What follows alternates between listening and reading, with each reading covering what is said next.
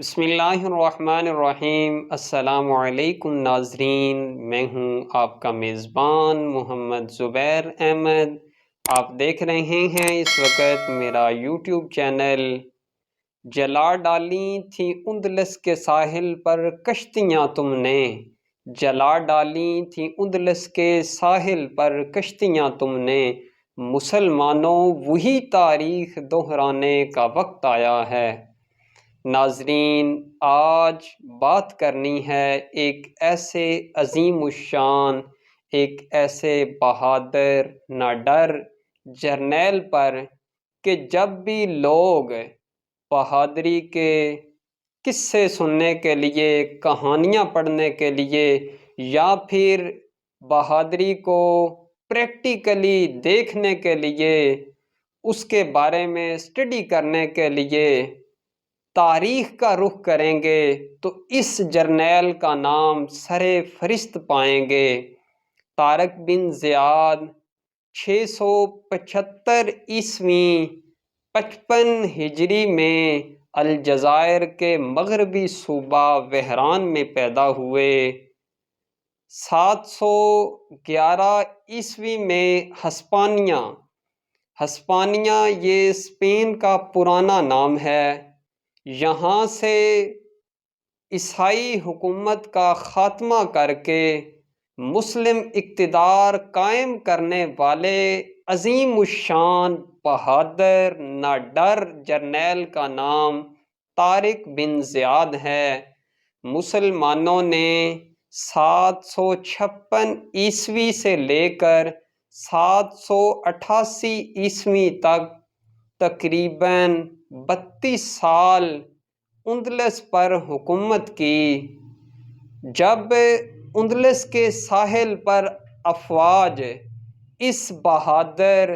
ناڈر عظیم الشان استقامت کا پیکر طارق بن زیاد کی قیادت کرتے ہوئے، طارق بن زیاد جیسے عظیم الشان بہادر اور ناڈر لیڈر کی قیادت میں اندلس کے ساحل پر پہنچی، تو اس عظیم الشان ناڈر اور بہادر لیڈر نے وہاں پہنچ کر اپنی ساری کی ساری افواج سے، اپنے جان نثار سپاہیوں سے مخاطب ہو کر ایک بات کہی، جس کو سن کر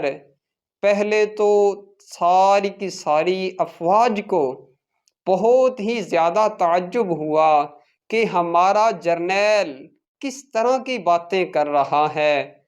تو طارق بن زیاد نے اپنی افواج سے مخاطب ہو کر کہا کہ جن کشتیوں پر تم سوار ہو کر اس ساحل پر پہنچے ہو، ان کشتیوں کو جلا دو، ان کشتیوں کو راکھ کر دو، ان کشتیوں کو ختم کر دو۔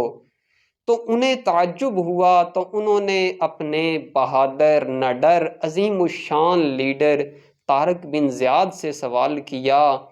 کہ اگر ہم یہ کشتیاں جن پر سوار ہو کر ہم آئے ہیں، ان کو جلا دیں گے، ان کو راکھ کر دیں گے، ان کو ختم کر دیں گے، تو ہم واپس کس طرح جائیں گے؟ پیچھے پانی ہے، آگے جن سے ہم نے جنگ کرنی ہے ان کا ملک ہے۔ تو بڑا تعجب ہو رہا ہے آپ کی یہ بات سن کر کہ کشتیاں ختم کر دو، انہیں جلا دو، انہیں راکھ کر دو، تو ہم واپس کس طرح جائیں گے؟ تو اس وقت اس عظیم الشان، اس بہادر، اس ناڈر جرنیل نے ایک ایسا جملہ کہا تھا جو تاریخ کے اوراق میں ہمیشہ ہمیشہ یاد رکھا جائے گا، اور وہ بہت ہی وزنی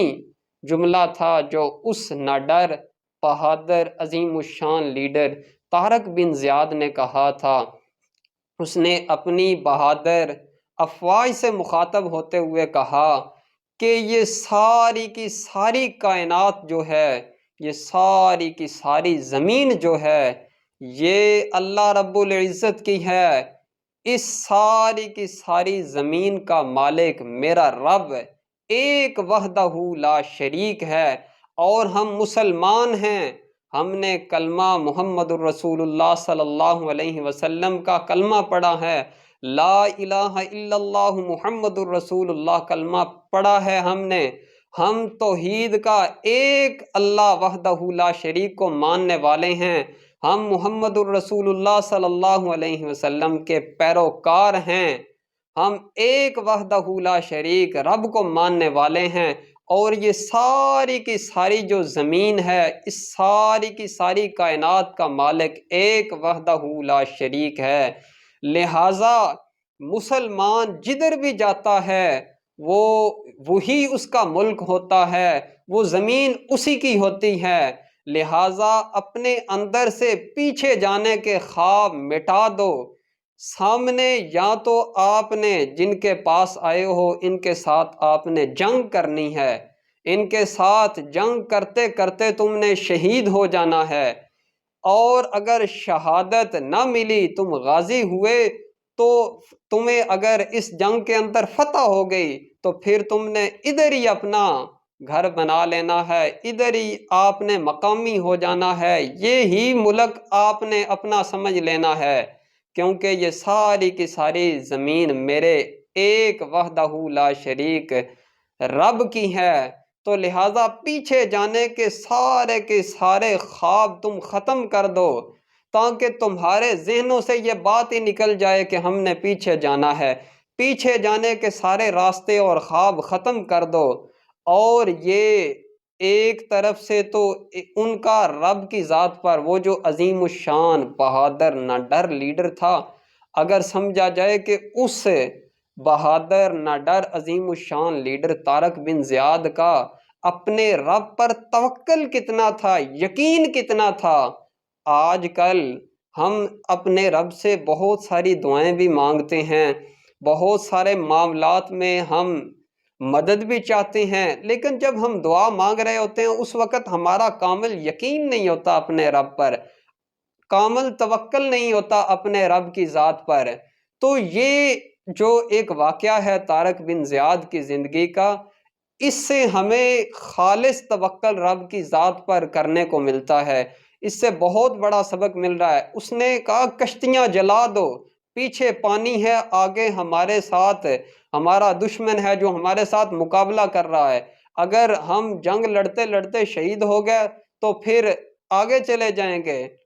اور اللہ رب العزت سے ہماری ملاقات ہوگی، ہم شہید ہو جائیں گے اللہ کے راستے کے اندر۔ لیکن اگر شہید نہ ہو سکے، اگر ہم غازی بھی ہو گئے، تو پھر اسی جگہ ہم نے اپنا جو ہے ملک قائم کر لینا ہے، کیونکہ یہ ساری کی ساری زمین، یہ ساری کی ساری کائنات میرے ایک وحدہ لا شریک رب کی ہے۔ لہٰذا پیچھے پانی ہے، آگے دشمن ہے۔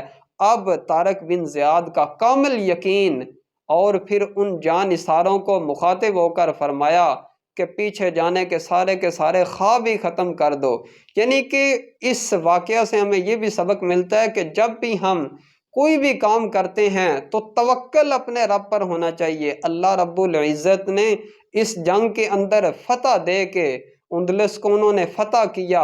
اور پھر یہ 756 عیسوی سے لے کے 788 عیسوی تک 32 سال مسلمانوں نے حکومت کیا۔ تو رب کی ذات نے یہ فتح دے کر بتایا ہے کہ جس طرح کا لوگ مجھ سے گمان کریں گے میں بھی اسی کے مطابق فیصلے فرماؤں گا۔ تو ہمیں چاہیے کہ اس واقعہ سے ہم یہ سبق سیکھیں کہ جب بھی ہم رب کی ذات سے کسی بھی معاملے کے اندر مدد مانگ رہے ہوتے ہیں، دعائیں مانگ رہے ہوتے ہیں، تو ہمارا یقین اپنے رب پر کامل ہونا چاہیے۔ جتنا کامل یقین ہوگا، جتنا توکل ہم اپنے رب کی ذات پر کریں گے، جتنا پختہ یقین، جتنا پختہ توکل ہمارا رب کی ذات پر ہوگا، اتنا ہی زیادہ رب کی ذات اس کے مطابق فیصلہ فرمائیں گے۔ دعا ہے رب کی ذات مجھے اور آپ سب کو کامل یقین، کامل توکل رب کی ذات پر کرنے کی توفیق عطا فرمائیں۔